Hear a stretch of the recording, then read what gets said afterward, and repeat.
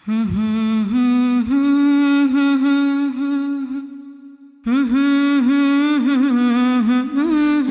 ونصلي على رسوله الكريم اما بعد فاعوذ بالله من الشيطان الرجيم بسم الله الرحمن الرحيم رب اشرح لي صدري ويسر لي امري واحلل عقدة من لساني يفقهوا قولي۔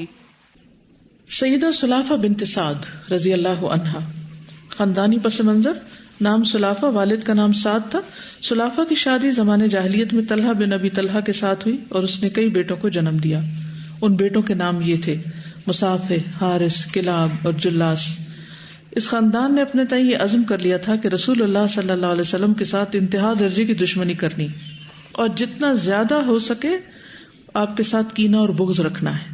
انہوں نے اسی پر بس نہیں کیا بلکہ لوگوں کو بھی اس بات پر برانگیختہ کیا کہ جتنا زیادہ وہ رسول اللہ صلی اللہ علیہ وسلم اور ان کے پیروکار مسلمانوں کے ساتھ کینہ، بغض اور دشمنی کر سکیں کریں، یعنی صرف خود نہیں دشمنی کی، اوروں کو بھی ابھارا۔ اس خاندان نے اس دن اپنی کمینگی کا کھل کر مظاہرہ کیا جب یہ جنگ احد میں حصہ لینے کے لیے نکلا تھا تاکہ جنگ بدر میں اپنے پیاروں کے قتل کا بدلہ لے سکیں۔ سلافہ قریش کی خواتین کے ساتھ روانہ ہوئی تاکہ یہ عورتیں مل کر اپنے مردوں کا حوصلہ بلند کر سکیں، ان کے دلوں میں جوش و ولولہ پیدا کریں تاکہ وہ بہادری کے ساتھ میدان جنگ میں مسلمانوں کا مقابلہ کریں اور اپنے مقتولین کا بدلہ لے سکیں۔ ان عورتوں نے اپنے مردوں سے کہہ رکھا تھا کہ دیکھنا کہیں مسلمانوں کے ہاتھ گرفتار نہ ہونا، ہم ٹھوک کر مقابلہ کرنا، شیر بن کر میدان میں کودنا۔ جنگ احد کے لیے روانہ ہونے والی خواتین جو سلافہ کے ساتھ تھی ان میں سے نمایاں یہ تھیں: ابو سفیان بن حرب کی بیوی ہند بنت عتبہ، اکرمہ بن ابی جہل کی بیوی ام حکیم بنت حارث، عمرو بن عاص کی بیوی ریتا بنت منبہ اور صفوان بن امیہ کی بیوی برزہ یا برہ۔ سب خواتین بڑے جوش اور ولولے کے ساتھ مشرکین مکہ کے ہمراہ جنگ احد کے لیے روانہ ہوئی۔ میدان احد میں تلواروں کی جھنکار سنائی دی اور گھمسان کا رن پڑا۔ مارکے کے آغاز میں مسلمانوں کا پلہ بھاری رہا، پھر جنگ نے پلٹا کھایا اور مشرکین کا پلہ بھاری ہو گیا۔ ہوا یہ کہ پہاڑی کے درے میں رسول اللہ صلی اللہ علیہ وسلم نے تیر اندازوں کا ایک جتھا متعین کیا تھا اور انہیں یہ حکم دیا تھا کہ جنگ کی کوئی بھی صورت ہو تم نے اس درے کو نہیں چھوڑنا، یہاں ہر صورت جمے رہنا ہے۔ لیکن انہوں نے جب دیکھا کہ لشکر اسلام کا پلہ بھاری ہے، کافر میدان چھوڑ کر بھاگ رہے ہیں، مال غنیمت کو اکٹھا کیا جا رہا ہے، تو یہ تیر انداز درے کو چھوڑ کر میدان میں اتر آئے اور مال غنیمت اکٹھا کرنے لگے۔ لشکر کفار کے شہ سواروں کے قائد خالد بن ولید نے درے کو خالی دیکھا تو اس راستے سے لشکر اسلام پر اچانک حملہ کر دیا اور کثیر تعداد میں مسلمانوں کو قتل کیا۔ جنگ کا پانسا پلٹ گیا، مسلمانوں کے پاؤں میدان میں جم نہ سکے۔ ادھر وحشی بن حرب نے موقع پا کر نیزہ رسول اللہ صلی اللہ علیہ وسلم کے چچا سیدنا حمزہ بن عبد المطلب کے سینے میں اتار دیا، جس سے وہ جام شہادت نوش کر گئے۔ اس دن غسیل الملائکہ سیدنا حنظلہ، سیدنا عبداللہ بن عمرو بن حرام، سیدنا سعد بن ربیع، سیدنا انس بن نضر، سیدنا عمرو بن جموح، سیدنا مصعب بن عمیر اور سیدنا عبداللہ بن جحش جیسے جلیل القدر صحابہ کرام شہادت نوش فرما گئے۔ سلافہ کی سیدنا عاصم رضی اللہ عنہ کے خلاف نظر ماننا۔ سلافہ کو اس دن بہت صدمہ پہنچا جبکہ اس کا خاوند اور 4 بیٹے قتل کر دیے گئے تھے۔ عاصم بن ابی افلا نے اس کے دونوں بیٹوں مصافح اور اس کے بھائی کلاب کو قتل کیا۔ جس کو بھی عاصم کا تیر لگتا وہ زخمی حالت میں اپنی والدہ سلافہ کے پاس آ کر اپنا سر اس کی گود میں رکھ دیتا اور درد سے کراہنے لگتا۔ سلافہ نے درد بھرے انداز میں پوچھا، میرے بیٹو یہ تیر تمہیں کس نے مارے؟ انہوں نے بتایا، جس شخص نے تیر مارا اس نے تیر مارتے وقت بآواز بلند کہا تھا، لیجئے افلا کے فرزند کی طرف سے تحفہ، سن لو کہ میں افلا کا فرزند ہوں۔ فرزند کا مطلب ہوتا ہے بیٹا۔ سلافہ نے اسی دن نظر مان لی کہ اگر کسی وقت عاصم اس کی گرفت میں آئے تو اس کے سر کی کھوپڑی میں شراب پیوں گی۔ سیدنا عاصم نے اللہ تعالیٰ سے دعا کی کہ کوئی مشرک اس کے بدن کو نہ چھو سکے۔ جب جنگ رجیع میں سیدنا عاصم کو شہید کر دیا گیا تو قبیلہ بنی حذیل کے ساتھ تعلق رکھنے والے اس کے قاتلوں نے یہ ارادہ کیا کہ سیدنا عاصم کا سر سلافہ کو بیچ دیا جائے تاکہ وہ اپنی نظر پوری کر سکے۔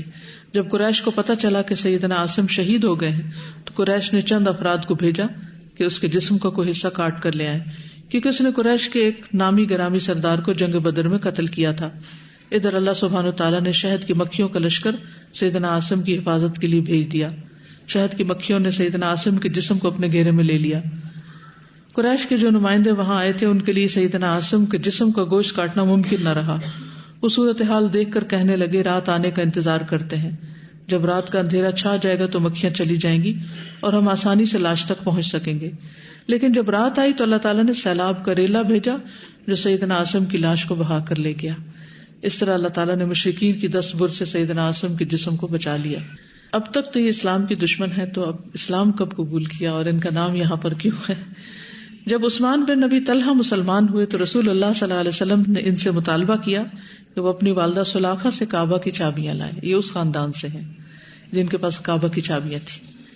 یہ فتح مکہ کا دن تھا. سیدنا علی بن ابی طالب نے رسول اللہ صلی اللہ علیہ وسلم سے مطالبہ کیا سقایا اور حجابہ کے عہدے بنو عبد المطلب کے حوالے کر دیے جائیں، لیکن رسول اللہ صلی اللہ علیہ وسلم نے ایسا کرنے سے انکار کر دیا اور فرمایا اللہ تعالیٰ کا حکم ہے ان اللہ یأمرکم ان تؤدوا الامانات الی اہلها، اللہ تمہیں حکم دیتا ہے کہ امانتیں اہل امانت کے سپرد کر دو. پھر رسول اللہ صلی اللہ علیہ وسلم نے کعبہ کی چابی عثمان بن ابی طلحہ کو واپس کر دی. آپ نے چابی دیتے ہوئے فرمایا اے بنو ابی طلحہ، یہ چابی قیامت تک تمہارے خاندان میں رہے گی اور اب تک انہی کے پاس. یہ بھی آپ کی پیشن گوئی پوری ہوئی. اسے سنبھال لو، اسے کوئی ظالم ہی تم سے لے گا. جب عثمان بن ابی طلحہ نے چابی اپنی والدہ سلاخہ کو واپس کی تو سلاخہ دیکھتی ہی رہ گئی. اس کے وہم و گمان میں بھی نہیں تھا کہ یہ چابی واپس ملے گی. لیکن جب اس نے رسول اللہ صلی اللہ علیہ وسلم کی طرف سے عام معافی کا اعلان سنا کہ آپ نے فرمایا اذهبوا فانتم الطلقاء، جاؤ تم سب آزاد ہو، تو اسے یقین ہی نہیں آ رہا تھا کہ اتنی بڑی معافی کا اعلان بھی ہو سکتا ہے. وہ سن کر خوشی سے جھوم اٹھی اور اسی وقت اپنے بیٹے عثمان بن نبی طلحہ کے ساتھ رسول اللہ صلی اللہ علیہ وسلم کی خدمت میں حاضر ہو کر اسلام قبول کر لیا اور پھر بقیہ زندگی اسلام کے ساتھ وابستہ رہی اور اسلام ہی کی حالت میں وفات پا کر اپنے خالق کے حقیقی سے جا ملی. اللہ سبحانہ وتعالی سیدہ سلاخہ پر اپنی رحمت کا سایہ دراز کرے، آمین یا رب العالمین. وصلی اللہ علی النبی محمد وعلی آلہ وصحبہ وسلم. ان کے بارے میں چند باتیں مزید. عثمان بن طلحہ جو تھے، ان کے بیٹے جو تھے صلح حدیبیہ کے زمانے میں مسلمان ہوئے اور خالد بن ولید کے ساتھ ہجرت کی، پھر موت تک مکہ میں رہے. یہ جنگ اجنادین میں شہید ہوئے اور انہوں نے عمرو بن عاص اور خالد بن ولید کے ساتھ اکٹھے اسلام قبول کیا تھا. فتح مکہ کے دن نبی صلی اللہ علیہ وسلم کے ساتھ تھے. ابن عمر سے روایت ہے کہ فتح مکہ کے دن نبی صلی اللہ علیہ وسلم تشریف لائے اس حال میں کہ اسامہ قصبہ اونٹنی پر پیچھے بیٹھے ہوئے تھے. اسامہ کون تھے؟ اسامہ بن زید. اور آپ کے ساتھ بلال اور عثمان بن طلحہ رضی اللہ عنہما بھی تھے. آپ نے کعبہ کے پاس اپنی اونٹنی بٹھا دی اور عثمان رضی اللہ عنہ سے فرمایا کہ کعبہ کی کنجی لاؤ. وہ کنجی لائے اور آپ کے لیے دروازہ کھولا گیا. آپ اندر داخل ہوئے تو آپ کے ساتھ اسامہ، بلال اور عثمان رضی اللہ عنہ بھی اندر گئے. پھر انہوں نے اندر سے دروازہ بند کر لیا اور دیر تک اندر رہے. تو ان کو یہ شرف بھی حاصل ہوا کہ وہ نبی صلی اللہ علیہ وسلم کے ساتھ کعبہ کے اندر رہے. نبی صلی اللہ علیہ وسلم نے انہیں کعبہ سے متعلق ایک حکم دیا. جب آپ وہاں پر داخل ہوئے تو آپ نے وہاں مینڈے کے 2 سینگ دیکھے تو آپ نے فرمایا کہ ان کو ڈھانپ دینا، کیونکہ بیت اللہ میں کسی ایسی چیز کا ہونا مناسب نہیں جو نمازی کو غافل کر دے. تو راوی کہتے ہیں کہ وہ سینگ جو تھے وہ کعبہ میں ہی رہے حتیٰ کہ جب بیت اللہ کو ایک مرتبہ آگ لگی تو وہ بھی اس میں جل گئے. عثمان بن طلحہ سے روایت ہے کہ نبی صلی اللہ علیہ وسلم نے بیت اللہ کے اندر داخل ہوتے وقت بالکل سامنے 2 ستونوں کے درمیان 2 رکعتیں پڑھی تھی. یعنی یہ اس حدیث کے راوی ہیں. ان کے پوتے پوتیاں بھی ہیں اور سخاوت میں بہت مشہور ہیں. ان کی پوتی کا نام صفیہ بنت حارث تھا. پوتی کا بیٹا تھا جس کا نام طلحہ طلحات تھا. طلحہ اس کی جمع جیسے طلحات ہوتی ہے نا، تو طلحات نام تھا اس کا. اور انہی کی والدہ تھی صفیہ بنت حارث جو اوپر ہے. کہتے ہیں کہ یہ سخی لوگوں میں سے تھے جو بڑا فضل و کرم رکھتے تھے اور مشہور تھے اپنی سخاوت میں. یہ اپنے زمانے میں اہل بصرہ میں سب سے زیادہ سخی تھے. طلحہ بن عبید اللہ جن کا لقب فیاض تھا، اور طلحہ بن عمر جو کہ طلحۃ الجود کے نام سے مشہور تھے، اور طلحہ بن عبید اللہ طلحۃ الندى کے نام سے مشہور تھے، اور طلحہ حسن بن علی یہ طلحہ الخیر کے نام سے مشہور تھے، اور یہ طلحہ بن عبداللہ یہ طلحہ طلحات کے نام سے مشہور تھے. اور یہ نام اس لیے ان کے لیے رکھا گیا کیونکہ یہ سب سے زیادہ سخی تھے. باقی سب بھی جود اور ندا اور یہ سخاوت ہی کے لیے لفظ استعمال ہوتے ہیں، تو یہ سب کے سب بہت سخی تھے. حضرت عائشہ جو تھی وہ صفیہ جو ام طلحہ طلحات تھی ان کے گھر جایا کرتی تھی.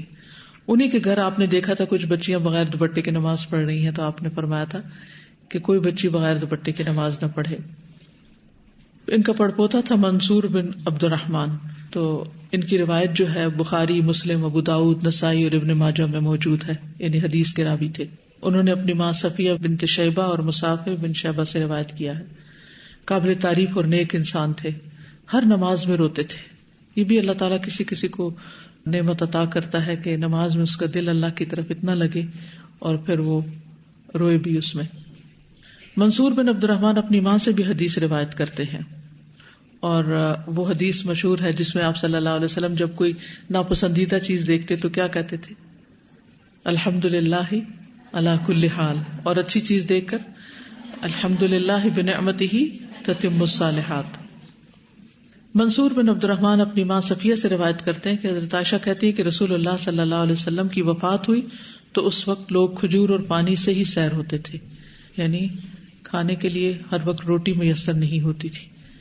اب آپ کچھ کہنا چاہیں تو کہیے. سیدہ حرملہ بنت عبد الاسود رضی اللہ تعالی عنہا مہاجر کی مہاجرہ بیوی، نام حرملہ، والد کا نام عبد الاسود بن جزیمہ تھا. یہ قبیلہ بنو خزاعہ سے تھی. ان کے خاوند کا نام جہم بن قیس بن عبد شرحبیل تھا جو بنو عبد الدار بن قصی سے تھے. سیدہ حرملہ اور ان کا خاوند جلد اسلام قبول کرنے پر راضی ہو گئے تھے.